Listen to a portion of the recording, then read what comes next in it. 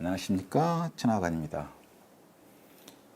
그러니까 사람들이 많이 걱정하는 게 맞성분 중에서 합성 감미료, MSG 같은 만물주 중에서 대표적인 많이 걱정했던 게 여기에 합성 감미료, 여기 MSG, 그다음에 향 중에서 합성향, 합성색소, 아질산, 아황산, 유화제 걱정 많이 했고요. 보존료 걱정 많이 하고 이거 걱정 많이 했는데 쭉 알아봤고 걱정하지 않는 것은 비타민, 미네랄, 아미노산 모두 식품 첨가물입니다.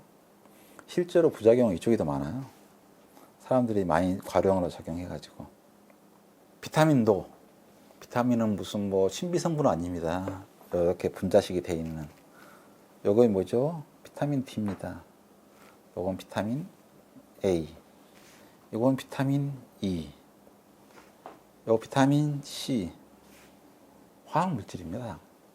그래서 비타민 C 같은 경우도 하루에 2g 이상 먹지 말라고 하고 있는 거고요. 엽산 같은 경우는 하루에 0mg 단위니까 0.001g 이상 먹지 말라고 한 거고, 비타민 D는 더 작네요. 비타민 D가 독성이 제일 강해요. 그러니까 사실은 비타민 D가 결핍하기 가장 쉽다고 많이 하는 건데 함부로 많이 먹어서는 안 되는, 그렇게 함부로 많이 먹을 이유는 먹진 않겠지만 것입니다. 그래서 필요량이 있고, 그러니까 비타민, 우리 몸에 필요한 성분은 작으면 결핍이 되면 독이 됩니다. 그리고 필요한 양이 있을 때는 건강을 유지할 수 있고, 그 다음에 과하면 독이 됩니다. 그래서 상한 섭취량이 있어요. 상한 섭취량 이상 먹으면 곤란합니다. 그 다음에 적당한 권장량 이 정도 먹으면 되는 거고요.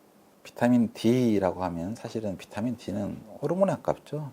그러니까 콜레스테롤 중에서 디하이드로 콜레스테롤 상태가 햇빛에 UV에서 깨지면 비타민 D가 되고, 옛날에 너무나 많았던, 옛날 햇빛에 다 나가서 뭐 옷이나 제대로 있었나요? 누가 선크림 발라 밖에 나가 있으면 이 콜레스테롤은 우리 몸에서 가장 많이 합성하는 물질이고요.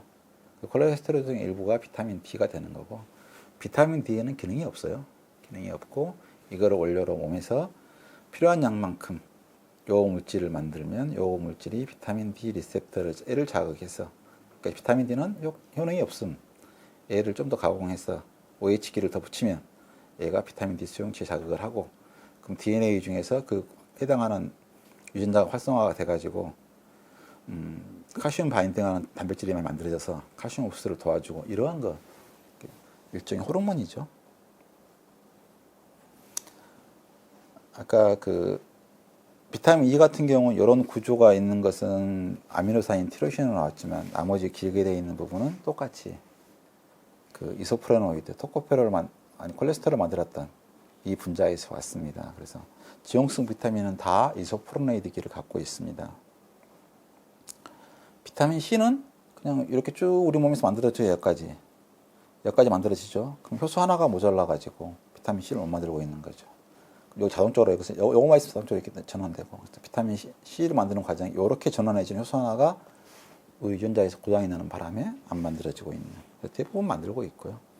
그래서 기본적으로 항산화 기능도 있고요. 콜레스테롤 만들 때 조효소 기능을 하죠. 그래서 콜레스테롤을 만들기 위해서는 프롤린이 아니라 하이드록시프로신, 라이신 중에서 하이드록시라이신이 만들어져야 되는데, 그때 비타민 C가 요 반응을 보조해 줍니다. 그래서 하이드록시라이신이 만들어지면, 두 가지가 만들어지면 이 위치에 첨가해서 줄이, 단단하고 안정된 줄이 만들어지고, 세 개의 줄이 꽂혀서 콜라겐을 만들고요. 콜라겐이 우리 몸의 필수 성분이죠. 비타민 B군은 사실은 자체적으로 무슨 기능하는 게 아니라 그 효소의 일부입니다. 조효소라고 그러죠. 조효소라고 하는 것은 이렇게 우리 몸 대사가 단백질 대사도 있고, 단백질에서 탄수화물 단백질이 만들어지는 탄수화물 지방 대사가 있는데, 이런 것들이 그 중에 요것으로 조효소 형태가 돼서 우리의 대사를 도와주는, 이게 없으면 정상적인 에너지 대사, 기본 대사가 안 일어나니까 꼭 필요한 거죠. 꼭 필요한 거지만 과하다고 좋은 건 아니고요. 실제 효소의 일부다. 효소에서 그렇게 아시면 될 것 같고요. 상한 섭취량이 있어서 조금만 먹어도 독성이 되는 거. 제일 독성이 강한 게 아까 말씀드린 것처럼 비타민 D 같은 경우 독성이 굉장히 강하죠. 수용성인 경우에 대부분 독성이 약하고요. 지용성인 경우에 축적성도 있고 독성이 강하고. 요거 미네랄이라고 하지만 중금속이고요. 그래서 이것들은 축적성이 있죠. 그래서 너무 과하게 먹으면 안 됩니다. 그러니까 첨가물에 대해서 막 온갖 유해하다고 시비를 걸었는데 요 시비 걸고 있는 것 중에서 실제로 증거가 있고 입증된 것은 단 하나도 없고요. 증거만 발견되기만 하면 바로 그 첨가물은 탈락, 제외시킬 수 있습니다. 걱정하지 마시고 증거를 발견하면 되고요. 비타민에는 이런 부작용이 있을 수가 있는데 부작용이 있다고 해서 사용량, 상한량을 정할 수가 힘들죠. 권장 섭취량을 정하는 거지.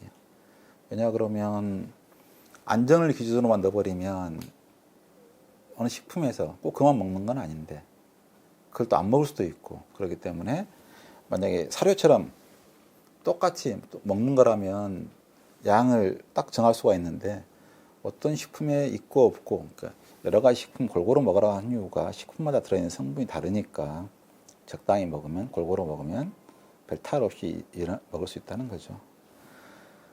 그래서 사실은 축적성, 천연 비타민은 문제가 없지 않아요. 간 많이 먹고 특히 북구공 같은 거 많이 먹고 강 많이 먹고 비타민 A 중독으로 죽는 사람도 있습니다. 당근 주스 너무 많이 먹고 죽은 사람도 있었고요. 그래서 실질적으로 지용성 비타민 같은 경우는 너무 과하게 먹지 않도록 특히 애들 같은 경우에 당근 주스도 너무 한꺼번에 계속 그러니까 적당히 먹어보고 참아야 돼요. 계속 그걸 많이 주면 잘못하면은 색깔 노랗게 그렇다고 해서 뭐 우리가 한꺼번에 독성이 되도록 많이 먹일 수는 먹지는 않을 거고 그러면 이거 색깔 사라지려면 벌써 끊고 한 달 이상 기다려야 되는데 불편하잖아요. 괜히 쓸데없이 몸에 좋은 것도 아닌데 물론 모자랄 때는 넣어주는 게 굉장히 좋지만 과해서 좋을 것도 아닌데 막 억지로 싫다는 거를 먹일 필요는 없죠. 미네랄 중에서 칼슘은 너무너무 훌륭하고 좋은 건데 인산염 독극물처럼 말하는 사람이 있는데 이것처럼 바바선수도 드물어요. 뼈 같은 경우는 칼슘하고 인하고 같이 들어있지 특히 콜라겐 들어있고 뭐 난리가 있지 여기에 칼슘만 들어있지 않습니다. 그래서 뼈가 있는 것은 콜라겐에다가 이렇게 칼슘하고 인이 들어있는 돌덩어리가 있는 것은 경골, 콜라겐만 돼 있으면 연골 이렇게 돼 있는 거죠. 그때 뼈를 구성하는 성분이자 인이 그다음에 이렇게 에너지 대사 우리 몸에서 제일 많이 필요한 건 실제 쓰고 있는 ATP죠. ATP 인이 3개 붙어 있는 인산이 들어있는 DNA 뼈대가 뭐로 되어 있죠? 인산으로 되어 있습니다. 그리고 세포막도 인지질이라 그러죠. 인이 들어있고 친숙기가 다 들어있는. 그러니까 인이 없으면 기본적인 세포막도 안 되고요. 유전도 날아가 버리고 우리 뼈도 날아가고 에너지 대사 자체를 못해요. 살아서 움직이는 살아있으면 인에 의해서 일어납니다. 인 같은 경우는 단백질을 풀어지게 하는 역할을 하고요. 이완이 되게 하죠. 실제로 우리 몸에 가장 많이 들어있는 미네랄은 칼슘입니다. 우리 몸에 1kg 정도 들어있는 거죠. 1kg 있는 것의 99%는 다 뼈에 들어있습니다. 뼈에 칼슘을 통해서 인을 붙잡고 있고 나머지 미네랄도 붙잡고 있어요. 근데 혈액에 있는 양은 딱 10mg, 10 이 정도 양만 있어야지 너무 많이 있으면 건강에 나쁩니다. 실제로 우리 몸에 더 많이 들어있는 세포 안에 살아서 움직이는 것 중에 훨씬 더 많이 들어있는 것은 인이에요. 뼈에 들어있지만 그러니까 요 중에서 대부분은 뼈에 있고 이만큼만 활동 참여하고 있고 인 같은 거 이 정도가 우리 세포 안에 들어가서 작용을 해요. 실제로 기능은 더 많이 하죠, 인이. 그래서 칼슘이 올라오면 근육이 수축을 하죠. 비아그라에서 원리는 사실은 이게 신호물질 통해서 혈액의 칼슘 농도를 혈관의 칼슘 농도를 맞춰가지고 근육이 이완되게 하는 그게 원리거든요. 그러니까 세포 안의 칼슘 농도가 너무 높게 오래 유지되면 경직, 수축이 있어서 문제가 생길 수가 있는 거죠. 그러니까 실제로 그게 활성화되면서 동작이 일어나고 모든 대사가 일어나니까 칼슘은 없어서는 안 될 필수 미네랄이지만 그게 세포 안에 들어가서 너무 오래 있으면 세포가 죽게 된다. 그건 꼭 아실 필요가 있습니다. 그래서 우리 몸에 세포 안에 있냐 밖에 있냐가 굉장히 중요한데 세포 안에 있는 미네랄은 칼륨, 마그네슘, 그다음에 이 인, 이게 세 가지가 특히 두 가지를 꼽으라 그러면 활동을 하고 있는 것은 인입니다. 그다음에 완충, 그러면 항상 존재하면서 삼투압을 유지하고 있는 기본적인 조건을 제공하고 있는 칼륨. 그러니까 인이 우리 세포 안에서는 제일 중요하고 많이 쓰이고 있고, 얘가 인이 중요하고, 그다음에 보조하고 인의 기능을 보조하는 게 마그네슘. 그다음에 삼투압을 유지하는 기본적인 기능을 하고 있는 것은 칼륨. 세 가지가 중요하고요. 혈액에 있는 미네랄은 나트륨, 그다음에 염소. 칼슘은 반드시 세포 밖에 있어야 되고, 필요할 때만 잠깐 쏙 들어왔다가 다시 즉시 나가줘야지 건강한 생명체를 유지할 수 있고요. 칼슘이 들어와서 너무 오래 있으면 세포막 깨지고 핵도 깨지고 ATP 활성도 안 돼가지고 결국 죽습니다. 기사합니다.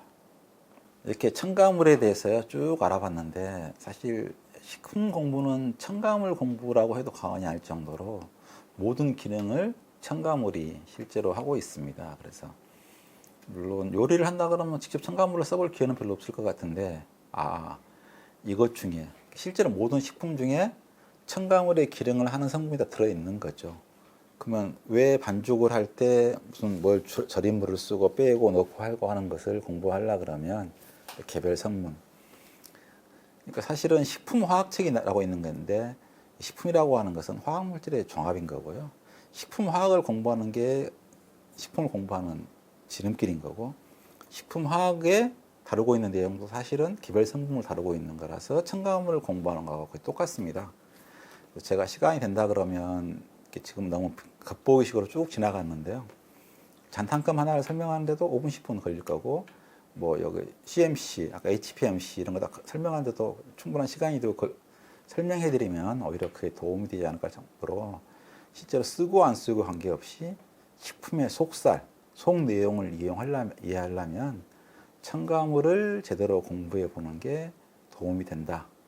이걸 결론으로 첨가물에 대한 내용 설명을 마치겠습니다. 어려운 내용 듣느라고 수고하셨습니다. 감사합니다.